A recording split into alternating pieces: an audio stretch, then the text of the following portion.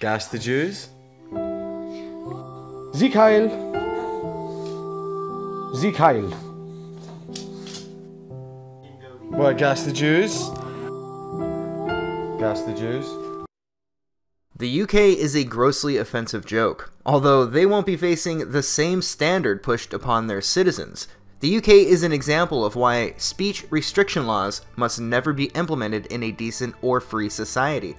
Yesterday, a man known to the public as Count Dankula had been found guilty of gross offensiveness, as he made a video that went viral that offended a person that worked at his local police department. Count Dankula is now facing potential prison time for making a video that made others laugh.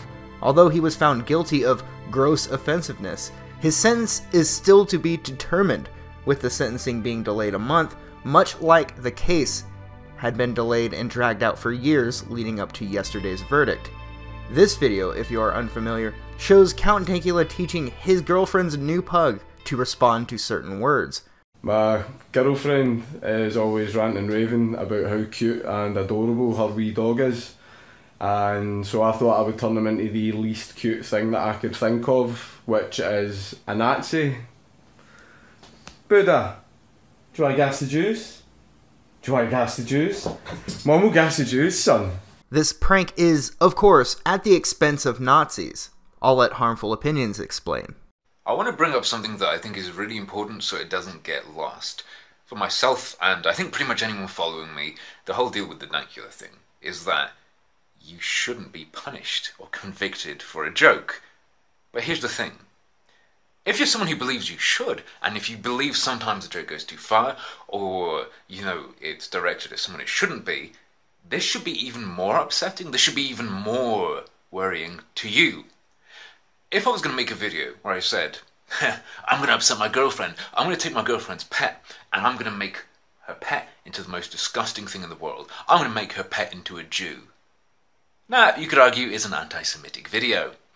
When Dankula does something like that, but says, I'm going to take my girlfriend's pet and I'm going to annoy her, I'm going to make it into the nastiest, or what did you say, like, least cute thing in the world, I'm going to make it into a Nazi.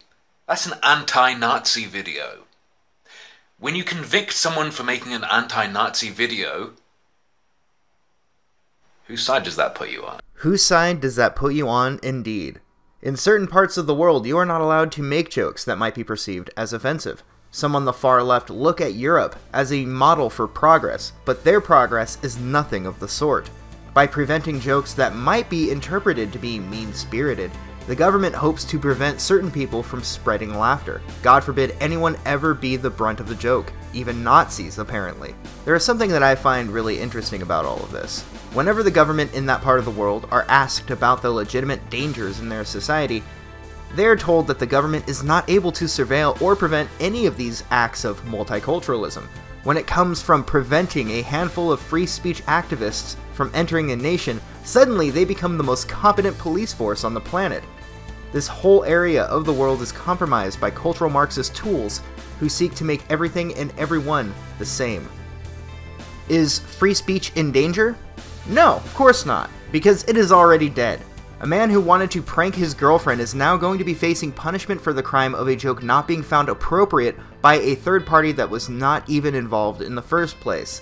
Think about how much could go wrong. Imagine all of the ways that this could be used against people in the future. This is only going to be going in one direction in terms of government limiting people's ability to joke with one another. The government never voluntarily lets go of some of its power, and now that this court in Sweden has ruled this case in this manner, I believe that other people, perhaps political opponents of those in charge or critics in general, will be silenced under the guise of preventing hurt feelings.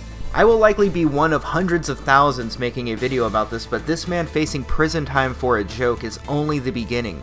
Never allow hate speech laws into your country. The people who make these policies that intimidate citizens from saying certain things in fear of how they might be misrepresented are not making the world a better place for anyone at all. This is merely an excuse to silence and intimidate.